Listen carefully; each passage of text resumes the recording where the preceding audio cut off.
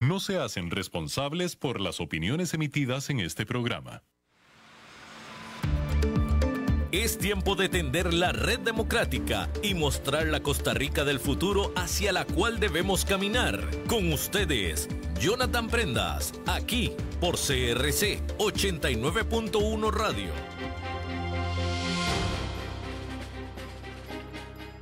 Saludos, ¿qué tal? Muy buenos días. Saludos para todos los que nos escuchan en Costa Rica a través de CRC 89.1 FM Radio, CRC Radio, allá en Costa Rica, hasta donde usted se encuentre, ahí llega la señal de CRC 89.1 FM Radio y a través de la internet para todo el mundo, donde quiera que usted se encuentre, en todo momento y lugar, aquí está la señal de CRC 89.1 FM y también de su programa Red Democrática. Hoy les saluda a Francisco Prendas del equipo de producción de Red Democrática a nombre de nuestro director y productor, don Jonathan Daniel Prendas Rodríguez, que está en labores propias de la dirección, no solamente de este espacio, sino de sus funciones dentro de la Fundación Red Democrática y de su ejercicio profesional como periodista y politólogo. Así que, pues, acá estamos al frente de la producción del día de hoy en este programa, con una grata compañía y un caballero distinguido, una autoridad como se le debe reconocer y mencionar desde hace muchísimos años, no solo conocedor, sino experimentado en el tema de la seguridad, como es don Walter Navarro. Ya vamos a saludarlo, ya vamos a compartir con él. Aquí Red Democrática siempre los mantenemos al tanto de las informaciones y en lo que ha trascendido en los últimos minutos, no solamente un atentado bastante grande en Turquía contra una de las instituciones aeroespaciales allá en Turquía. Simplemente un vehículo con dos individuos fuertemente armados llegaron a la salida de los trabajadores y salieron del vehículo y empezaron a disparar inmisericordes contra todos los que estaban ahí. Hay varias víctimas reportadas, sino también otro acontecimiento que se está dando en Rusia con respecto a los países que se estaban aliando o se están aliando en el grupo BRICS, que busca, como ellos mismos lo dicen, un mundo más multipolar con respecto al tema económico para balancear la hegemonía que tiene Occidente, específicamente Estados Unidos y el dólar. Y la noticia que se genera es que actualmente se confirma la lista actualizada de los países que se incluyen en el BRICS, que sería Brasil, Rusia, India, China, África del Sur, Emiratos Árabes Unidos, Arabia Saudita, Egipto, Etiopía e Irán. La noticia es que se dejan en lista de espera para ser incluidos en una lista preliminar de nuevos países BRICS a Cuba y a Bolivia.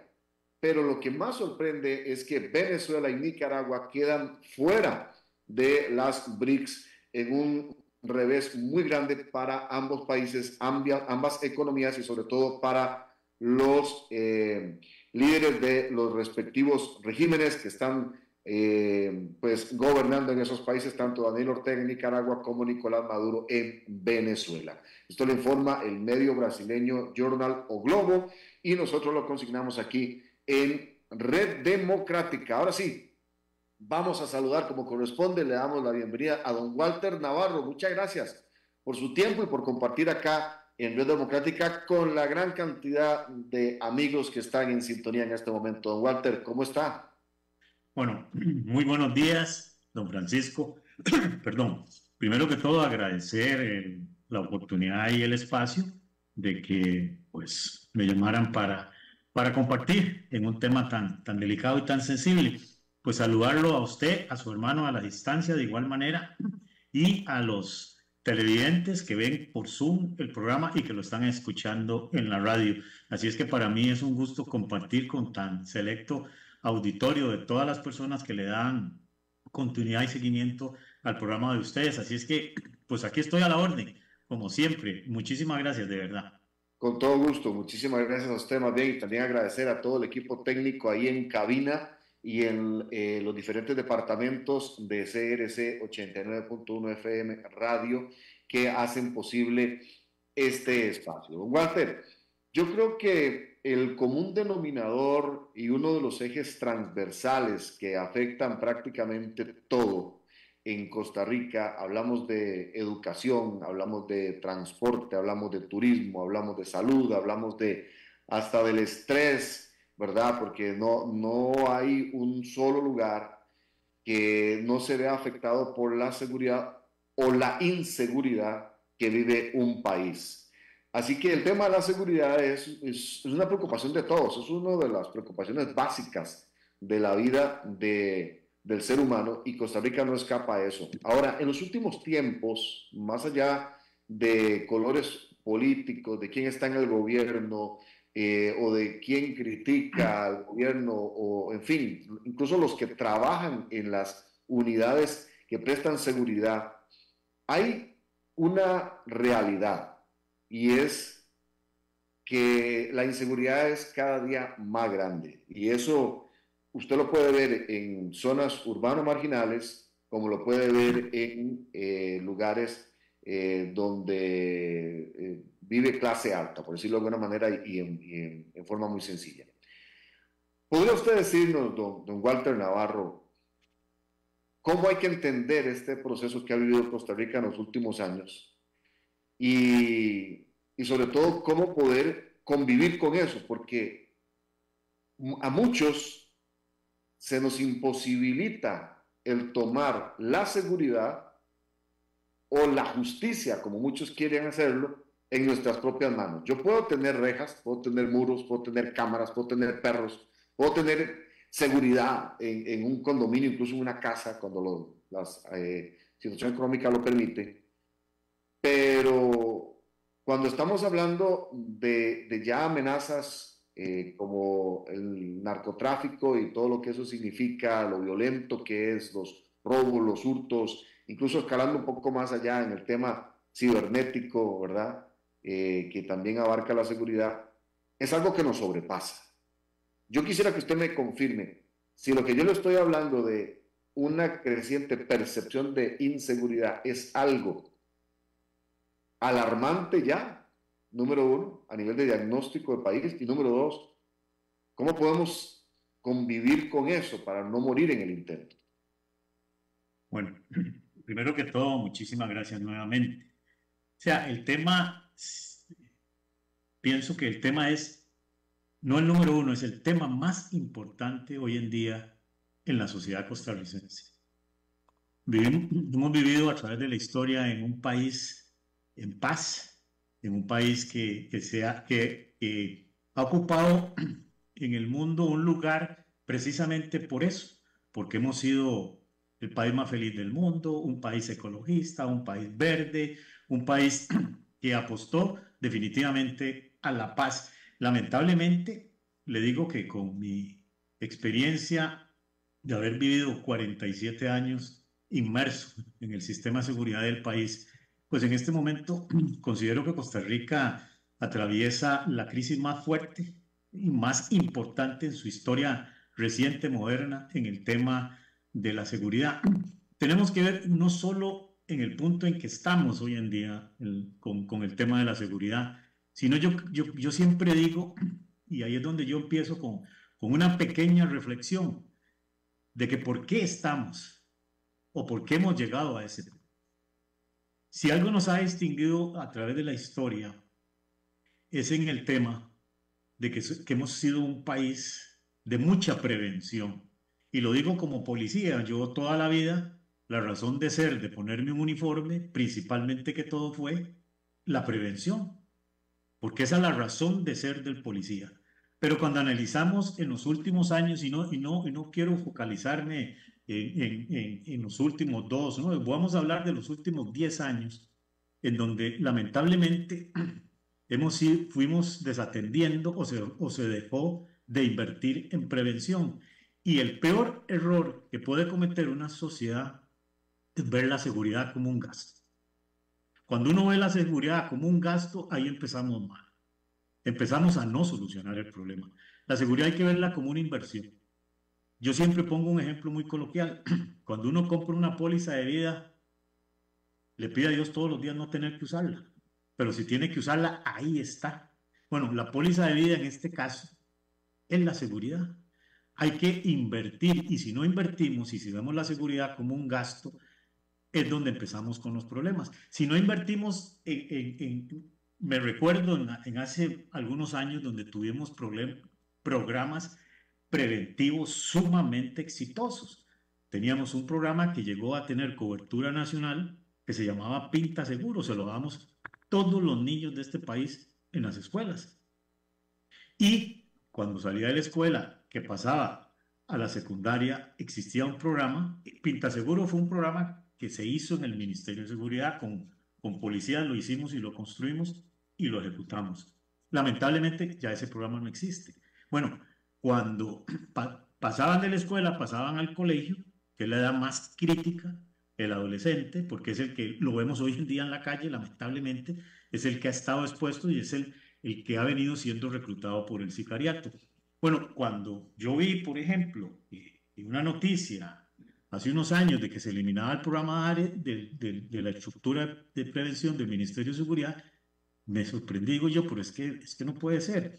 Entonces, mucho de eso, y no es que eso sea lo que nos llevó a esto, pero eso era un atenuante para poder tenerla al policía que hacía la doble función. Nosotros logramos con el Ministerio de Educación formar cientos, no uno o dos, sino cientos de policías que visitaban el aula, daban clases, tenían una excelente relación con las maestras, después hacían su recorrido, veían el perímetro de la escuela y seguían en su rutina diaria de policía. Bueno, eso lamentablemente se ha ido perdiendo y es también a la vez, uno dice, es entendible, porque como está la criminalidad, hoy en día los cuerpos de seguridad se han abocado más al tema de la represión, porque es lo que demanda la ciudadanía quiere estar tranquila, y igual los policías quieren dar esa tranquilidad, y esa tranquilidad se puede lograr hoy en día a través de ese esfuerzo titánico, porque hay que reconocer que la policía de este país está partiendo la espalda para generar más seguridad. Pero ¿cuál es el problema? Que en este momento la policía tiene pocos o escasos recursos.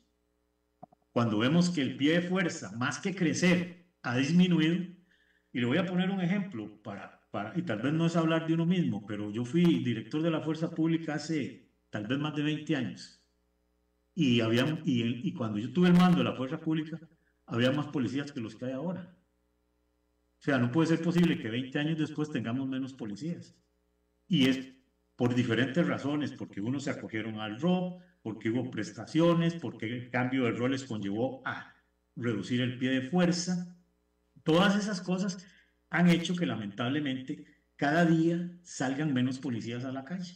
¿Y cuál es la incidencia en eso? Podemos tener policías muy eficientes, muy bien preparados y muy bien equipados, pero el número también es importante hacerlo crecer. ¿Por qué?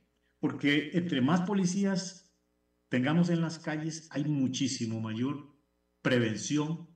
La presencia es disuasiva, porque si yo, delincuente, sé que hay pocos policías en la calle, me arriesgo más a cometer un asalto, a cometer un sicariato, porque sé que la capacidad de respuesta de la policía va a ser menos. Y no solo, vayamos allá, no solo al servicio al ciudadano, sino que también la capacidad de respuesta de auxilio al propio policía. Hoy vemos donde ya el empoderamiento del crimen organizado, donde lo puede uno a sentir muchísimo más, cuando se le empieza a perder el respeto al policía, al fiscal, al juez, que son los tres grandes operadores del sistema de seguridad del país, en donde ya un tipo se para enfrente de una patrulla y le pega 16 disparos en una ráfaga de una patrulla, o van a la casa de la hermana de un juez, como fue ayer o antier, o de igual manera le van y le disparan a la casa a una persona o que es testigo o que lamentablemente cayó en el mismo problema y es el rival de la banda. Entonces, todas esas cosas han venido y han venido a potencializar los grupos criminales, han venido a que se empoderen más, han venido a que se le vaya perdiendo el respeto a la autoridad. Entonces, tenemos que hacer un punto de equilibrio. No caer en los extremos de que todo es represión y que todo el mundo va para la cárcel. Ni caer en el extremo de que todo es prevención y que todos los policías van a dar clases a las escuelas. No. Históricamente siempre tratamos de hacer un punto de equilibrio. Yo me recuerdo que en años anteriores, cuando yo me reunía con los mandos de la fuerza pública, hasta por porcentaje se los decía. Más o menos les decía yo, la misión de nosotros es un 70% de prevención y un 30% de represión. Y ahí los porcentajes iban variando conforme el comportamiento de la criminalidad. O sea, cuando yo fui director de la Fuerza Pública, fui viceministro, me recuerdo que entregamos la policía con una tasa de homicidios de 6, 7%. Bueno, el mismo señor ministro actual, en aquella época, las tasas de homicidios andaban por el 6, 7%. Hoy en día, don Francisco, vamos llegando al 18%.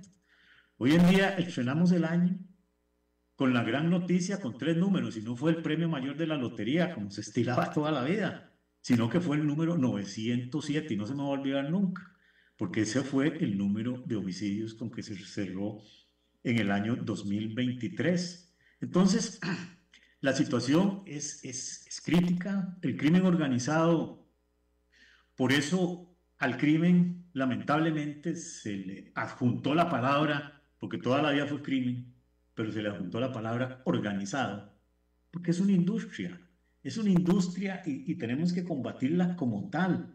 El crimen organizado es una industria criminal, podemos llamarlo así, es una industria del mal, pero que tiene los mismos parámetros que tiene cualquier empresa.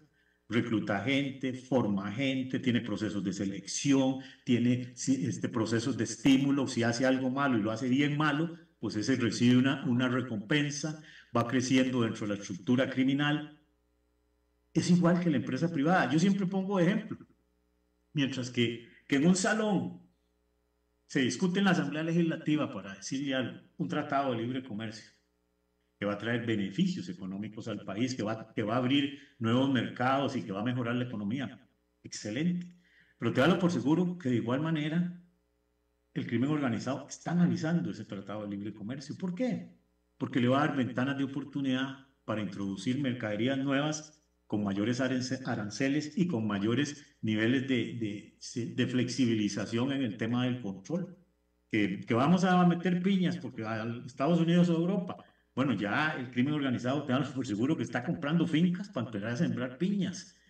Que el crimen organizado ve la nueva tecnología. Bueno, ya el crimen organizado, mientras que tal vez la policía está limitada en tecnología, le voy a poner un ejemplo, cosas que hoy en día el crimen organizado usa, como teléfonos satelitales. Mientras que el policía anda con un teléfono modelo 2, 3 o 4, ellos andan con un teléfono celular 15 o 16 en modelo, o andan con un teléfono satelital, en donde el tema de los GPS, el tema de las cámaras, el tema de los drones, y hay delincuentes que se echan a volar un dron en el barrio para ver si no hay una patrulla acercándose, si no hay un operativo. Entonces, pelear contra eso es bien complejo. Y entonces, ahí donde yo voy y digo que en este momento, más que pelearnos, más que estar, como dice un amigo mío, tirándonos el gato negro uno al otro, de que yo tengo la culpa y vos la tenés, en este momento el país debe cerrar filas. El país debe de unificar criterios, políticas, y voy a usar un término muy coloquial. El país debe raspar la olla si es que hay escasos recursos para invertir en seguridad. Porque si no invertimos en seguridad... Igual, perdón que lo interrumpa, pero... No, dígame.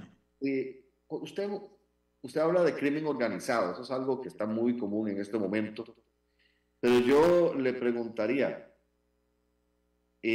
nosotros tenemos una seguridad lo suficientemente bien organizada, así como es un crimen organizado, nosotros somos una seguridad organizada, y si no lo somos, porque yo estoy asumiendo que me va a decir que sí, pero no es suficiente, ¿por qué no somos suficientes? Porque lo que usted acaba de decir es algo de sentido común. Yo creo que cualquier persona en Costa Rica, sea costarricense o no, diría que hay que ver de dónde se consiguen recursos y hay que unificar criterios en la dirección y en la estrategia y en las tácticas para poder proveer la seguridad a todos los niveles de los costarricenses y las costarricenses. Entonces, somos eficientes como seguridad organizada, y si no lo somos, ¿por qué no lo somos? Es un tema económico, es un tema político, porque al final se está jugando con vidas. Es mandar al policía a que exponga su vida, es exponer la vida del costarricense que está desprotegido, o incluso es permitir que se ponga en tela de duda la confianza y la credibilidad en un sistema, porque no digo, y obviamente estoy seguro de que así no es, pero cuando sale un fiscal que es acribillado y la investigación dicta que es que tenía información de un montón de casos, de temas de narcotráfico y sicariato y cosas por el estilo, y que al final estaba involucrado en temas de ese tipo, entonces eso va minando la credibilidad. Es un caso, son dos, son tres, dentro de los cientos de fiscales que hay, pero le va restando credibilidad al sistema. Entonces la gente dice, bueno, no veo seguridad en mis calles. La seguridad que llega, llega desarmada. Cuando llega ya todo pasó. Ellos están mejor armados. Y muchas veces lo que descubren es que más bien hay corrupción dentro del sistema. Entonces yo le digo que ya confirmamos el diagnóstico, pero ¿por qué no se resuelve el tema si es algo tan de sentido común? Bueno, usted acaba de citar todas las aristas. En esto están todas las aristas. El factor económico, el factor político, que es quien tiene el poder de reorganizar las estructuras, el factor judicial, que es que debe de replantear desde el Código Penal actual hasta la forma en que se ejecutan las penas, hasta la forma en que se le da el privilegio, porque es un privilegio de que le den una tobillera a una persona que cometió un delito y hace para la casa.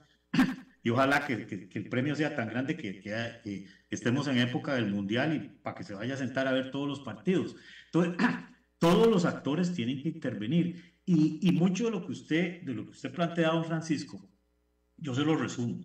En este momento el país necesita hacer un alto en el camino en el tema de la seguridad. Y en el tema de la seguridad común, todo. Tenemos un código penal de hace 25 años, más o menos. Tenemos una fuerza pública que la última reforma estructural, para usar un término, se dio en el año 2001 en la administración del presidente Rodríguez. Código penal hace 25 años, reforma estructural de la policía hace 21 años. Entonces, todas estas cosas que son medulares en la ejecución de la seguridad tienen más de 25 años. Y si usted y yo nos sentamos, la Costa Rica de hace 25 años no es ni la sombra de lo que tenemos hoy en día, porque ha cambiado. Entonces, yo siempre he dicho que ya en este momento hemos de sentar todos los actores políticos y analizar el formato de la policía. Y le voy a dar un ejemplo muy coloquial que yo siempre uso. Tenemos una policía dispersa. Tenemos una policía que cuando golpea, golpea así. Y si usted golpea así, se va a quebrar un dedo, porque es la realidad. Entonces yo digo que la policía debe golpear así y debe trabajar así. ¿Qué significa esto? Que tenemos que sentarnos y analizar la viabilidad, si es factible o no es factible, porque tiene gente que cree y gente que no cree, de tener una sola policía. Somos un país de 5 millones de habitantes, de 51.000 kilómetros cuadrados y tenemos un montón de policías. Tener un montón de policías conlleva a que sea más difícil la coordinación, y se lo digo porque nadie me tiene que contar la historia. Lo viví, que para coordinar una operación desde la más pequeña hasta la más grande, había que estar diciéndole al ministro, llámese al otro ministro, llámese al otro ministro, que me preste un tráfico, que me preste un policía, que me preste este y que me preste lo otro. Porque cuesta mucho a la hora de ejecutar eso. Y le voy a poner otro ejemplo también cuando yo hablo de que debemos de ser más organizados y de tener una estructura adecuada, moderna, bien automatizada, con toda la tecnología de punta. Este país, don Francisco, tiene, y a veces la gente no lo dimensiona, tiene siete ministros de Estado que intervienen en la seguridad. 7. Tiene 7 ministros de todo el gabinete. Hay 7 ministros que intervienen en la seguridad. Entonces, si usted quiere combatir el contrabando y combatir todo el contrabando es una manera de diversificar las ganancias del crimen organizado. Entonces, contrabandean cigarros, licor, tenis, zapatos, y en este país es hasta muy frecuente que la gente vaya a la frontera, para poner un ejemplo. Pero usted, para hacer una operación, tiene que coordinar con la Policía Fiscal del Ministerio de Hacienda, que son los que tienen las potestades por ley. Si usted quiere hacer una operación en los parques nacionales, que hoy en día, desde sembrar marihuana hasta desembarcar coca, en las playas que cobijan los parques nacionales, hay que coordinar con el MINAE. Si usted quiere coordinar una operación de tránsito para hacer retenes en las carreteras, para revisar si los vehículos están trasegando droga de un lado a otro, hay que coordinar con la Policía de Tránsito. Si usted quiere coordinar el flujo de migrantes que hay en las fronteras, que vienen desde el sur y que van para el norte, hay que coordinar con la Policía de Migración.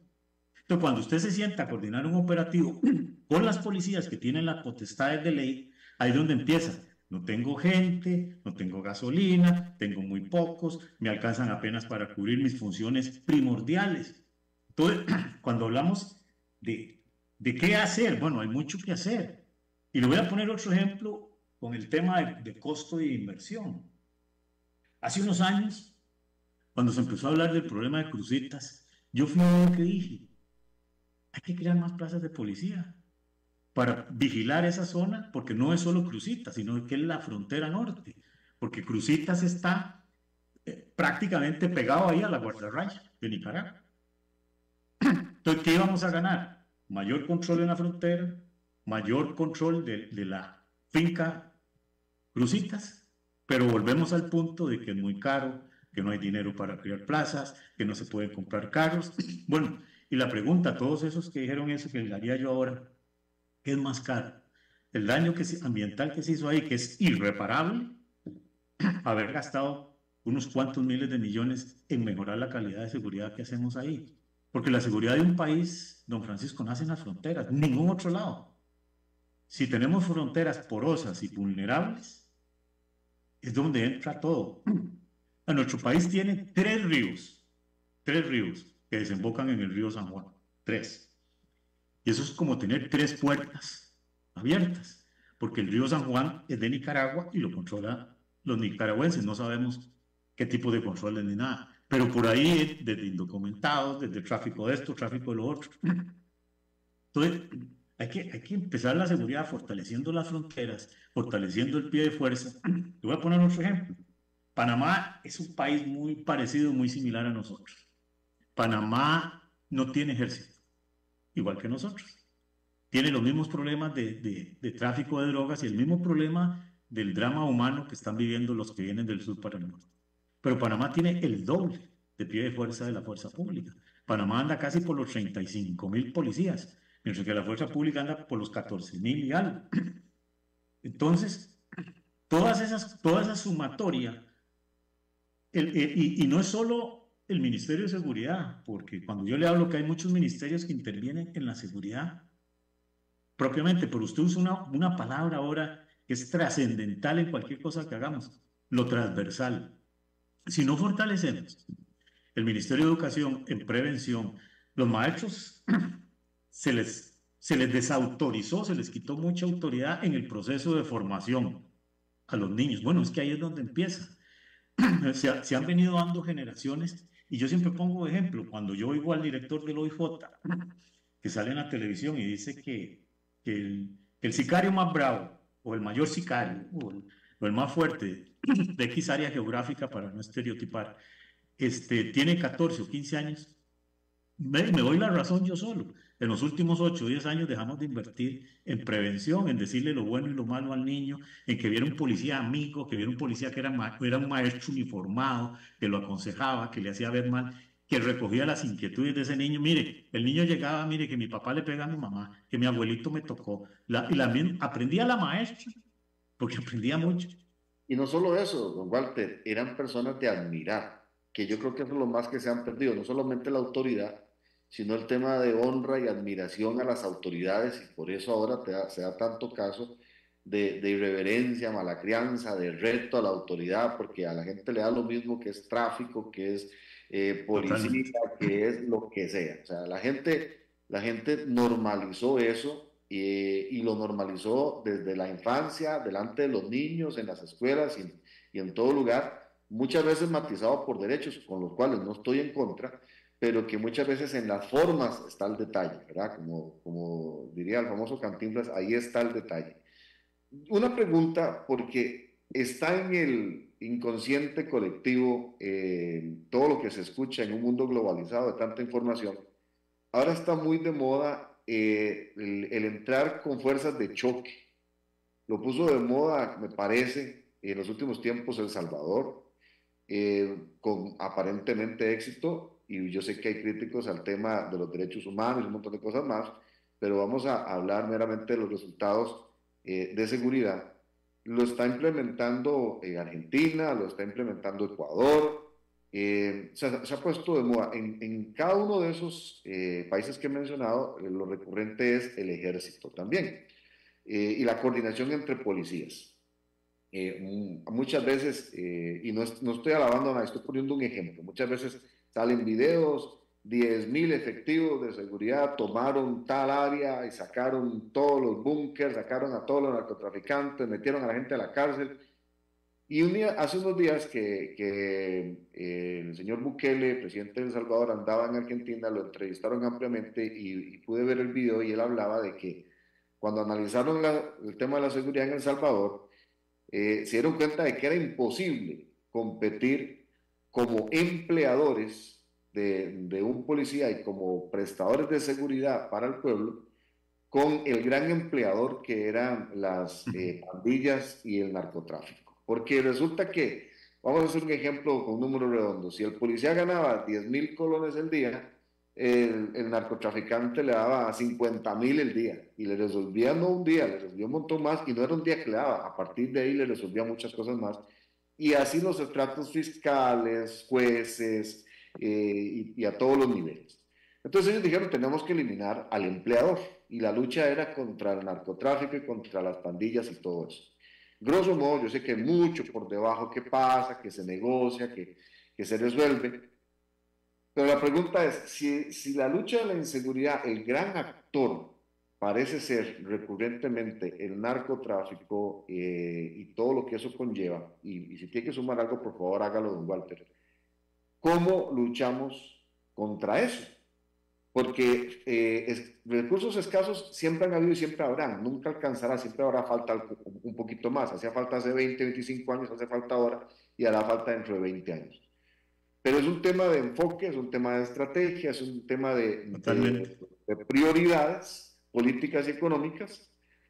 Pero entonces, ¿qué se hace? Porque no podemos seguir diagnosticando todos los años y actualizando la cifra. Ahorita llevamos más de 700 muertos en Costa Rica y ya se normalizó, ya llegar a 700 es cuestión de tiempo, llegar a 900 es cuestión de tiempo. Ahora en cualquier momento cortamos un conteo regresivo para llegar a 1.000.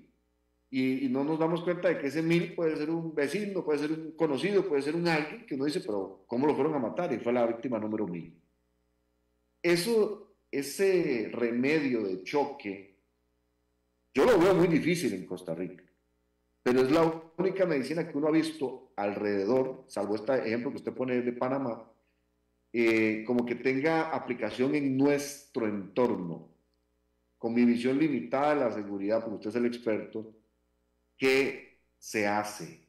Walter, no podemos normalizar la inseguridad. No, jamás, ya, eso es perder el país. Bueno,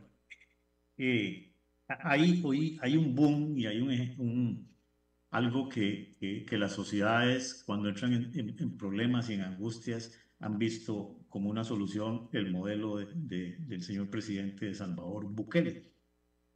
Pero bueno, aquí hay varios aspectos que son diferentes y le voy a enumerar por lo menos unos 3. Primero, la situación de Costa Rica es muy diferente.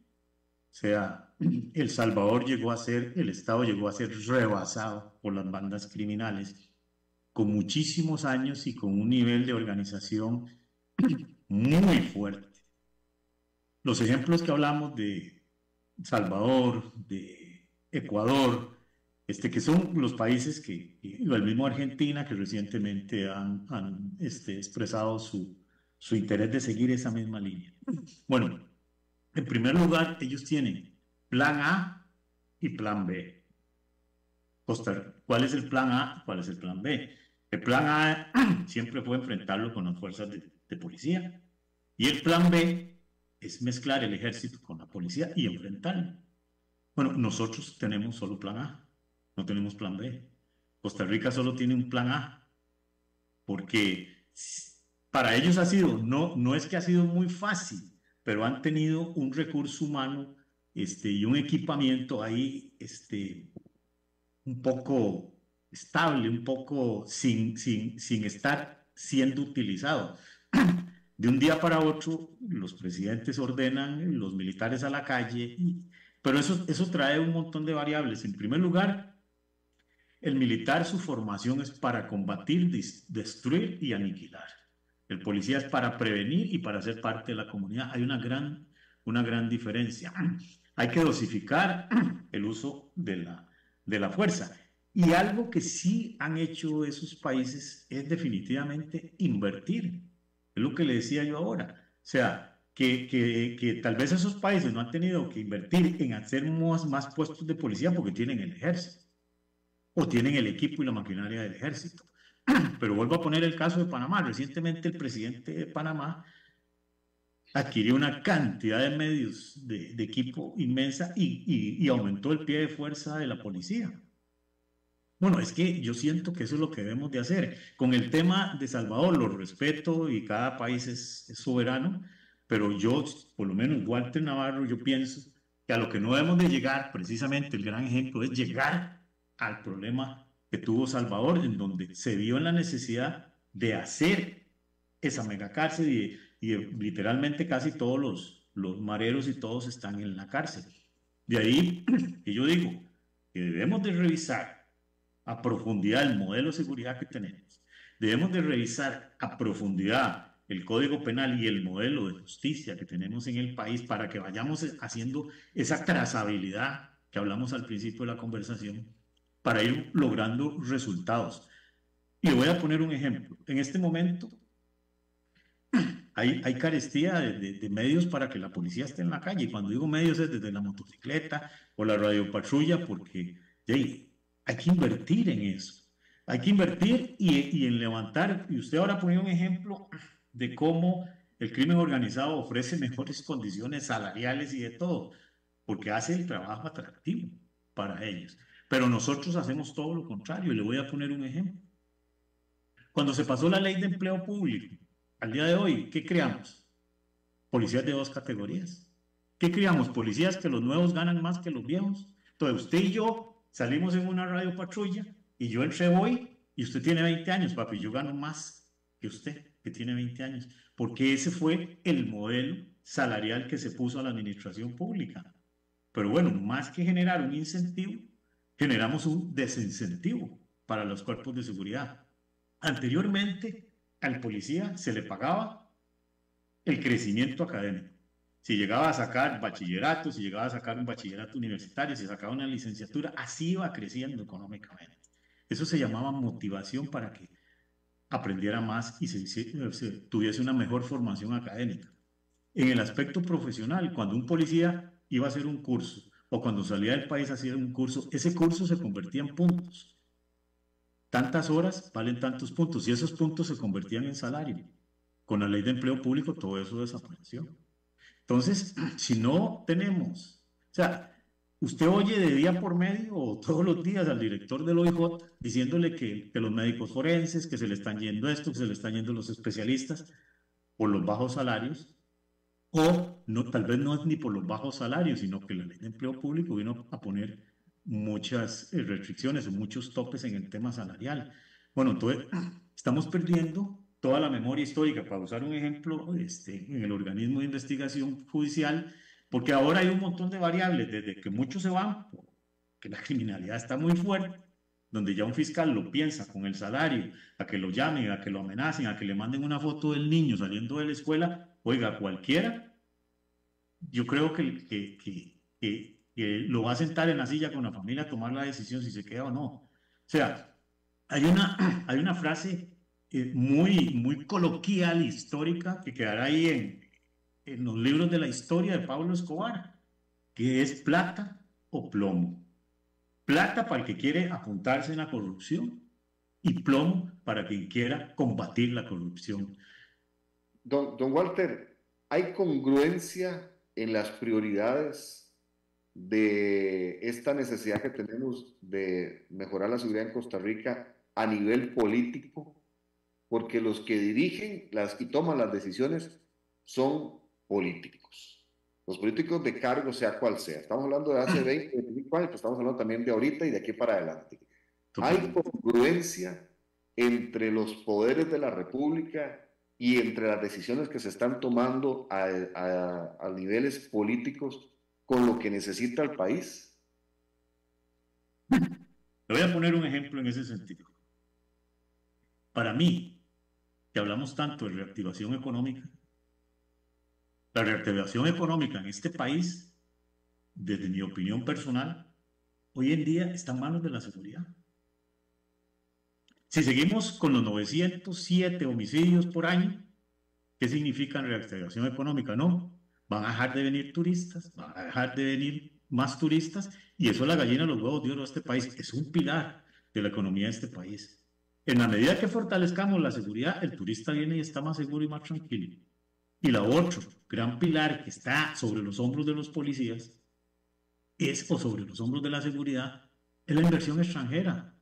Ningún empresario va a ir a invertir en un país que sea inseguro. Y si ya invirtió y el país empieza a estar inseguro, ya empezará a buscar cómo compra las valijas para ir a invertir en otro país, y aquí ya no podemos, ya aquí nos cobran peaje, ya aquí están haciendo esto, ya aquí se vuelve inseguro, ya esto aquí y esto lo otro. Entonces, esos dos pilares que son fundamentales en la economía de Costa Rica en este momento, esos dos pilares yo los sigo sosteniendo, están sobre los hombros de la seguridad. Bueno, volviendo al tema político, ahí es donde debemos de raspar la olla. Sí, yo sé que las finanzas del Estado no son bollantes o están muy limitadas, pero debemos de buscar cómo fortalecer esa seguridad, porque si no, vamos a dejar de ser atractivos para el turismo, vamos a dejar de ser atractivos para la inversión extranjera, y la historia de este país, si dejamos de ser atractivos en esas dos variables, va a cambiar radicalmente.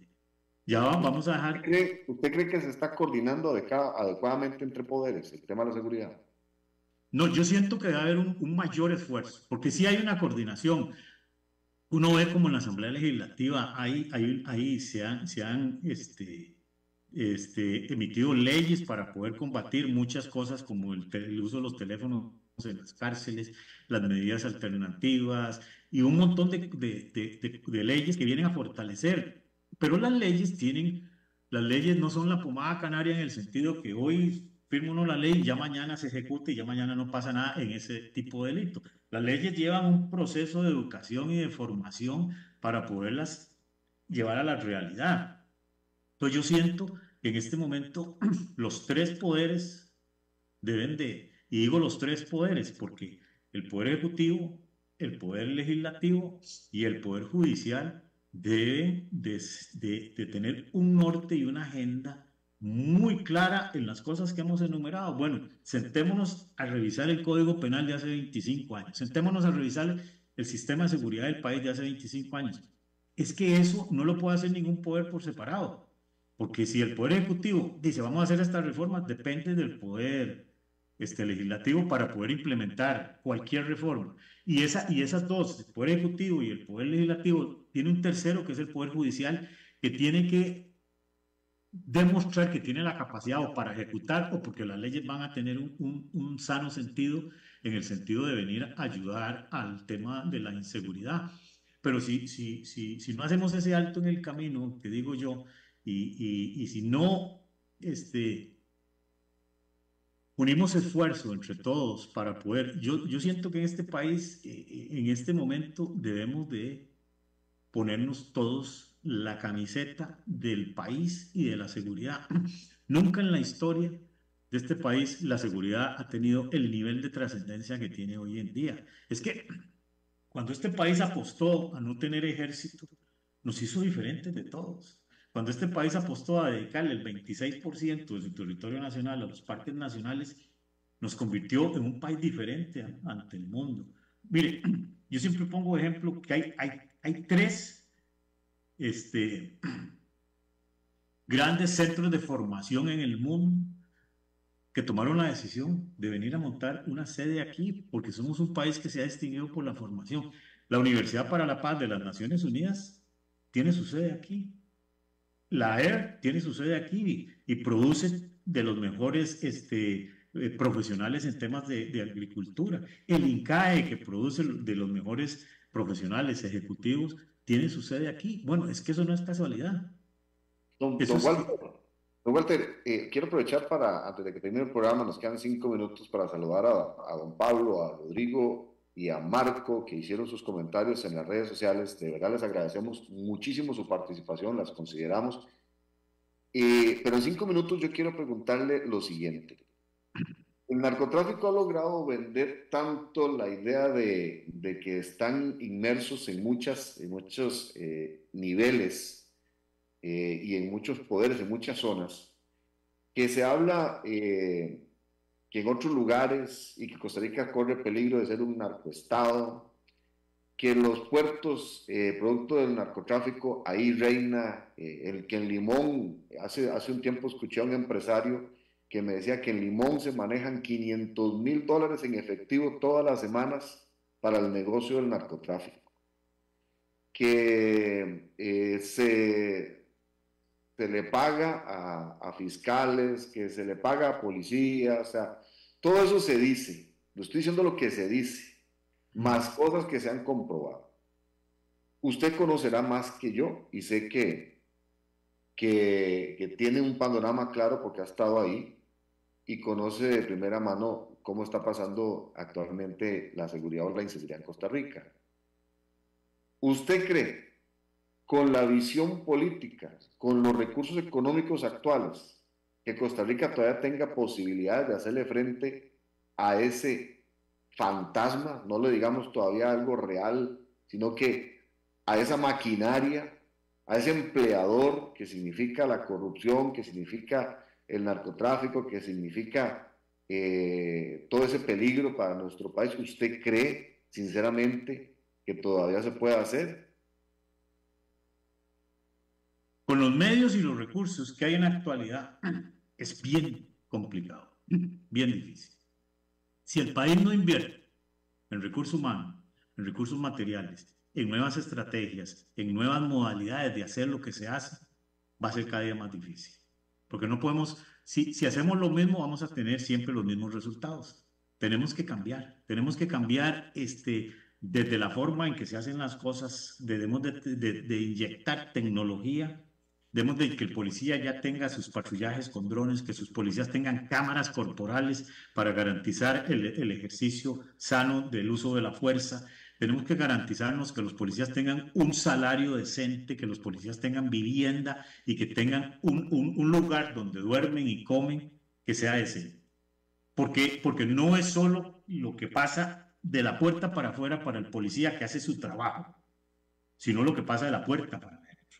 De que el policía salga bien pagado, bien equipado y bien comido para poder motivarlo. Pero también el país necesita muchísimo mejor sistema de leyes y un muchísimo mejor sistema de seguridad y un muchísimo mejor presupuesto para tener esas tres cosas, para poder empezar y que sean un proceso fuerte, porque en este momento nadie tiene la fórmula mágica para arreglar el problema. En este momento yo lo que veo a corto plazo es que se debe hacer un gran esfuerzo para generar contención para que el problema no siga creciendo y no llegue, como lo apunta usted, a sobrepasar esto y tengamos que volver los ojos a un modelo de una mega cárcel y un modelo de meter a todo el mundo a la cárcel, porque eso no va a resolver. Lo que tenemos que hacer es no llegar a eso, pero tenemos que hacer un gran esfuerzo, porque si no, lamentablemente, como lo estamos conversando, el país cada día va a estar en un muchísimo mayor riesgo de caer en manos del crimen organizado, pero ya en manos llenas. Ya no es solo lo que podemos ver, hechos aislados de que un policía lo detienen por corrupción, que un juez lo detiene por corrupción, que hasta este momento son hechos aislados, pero no podemos generalizar ni que los policías caigan y los jueces y los fiscales caigan en la corrupción, ni que los delincuentes caigan en hacer uso mayor de la fuerza en contra de los operadores de justicia. Don Walter, muchísimas gracias, don Walter Navarro, por acompañarnos aquí en este programa de Red Democrática. Estamos a la orden siempre y muchas gracias por la oportunidad. Como siempre, respetando al que sabe y tomando en cuenta por los criterios que lo que queremos aportar en este programa es ideas, es percepciones, puntos de vista, opiniones, para poder consolidar la solución, porque al final no la logra una persona, sea el presidente, sea otro actor de este país, no lo logra una persona, lo logramos entre todos, cada uno con la parte que nos corresponde. Así que de parte de todo el equipo de la Fundación Red Democrática, el equipo de producción que trabaja en este y otros productos de comunicación, y por supuesto agradeciendo también a CRC 89.1 FM Radio por la oportunidad que nos da de emitir esta señal. Nos despedimos de parte de don Jonathan Prendas, director y productor del espacio, un amigo quien les habla y servidor, Francisco Javier Prendas Rodríguez. Nos vamos, mañana si Dios lo permite a la misma hora estaremos con otro espacio, con otro invitado, con otro tema y con más información para compartirla con ustedes. Muchísimas gracias, que la pasen muy bien y Dios los bendiga. Muchas gracias. Esto ha sido todo por hoy en Red Democrática.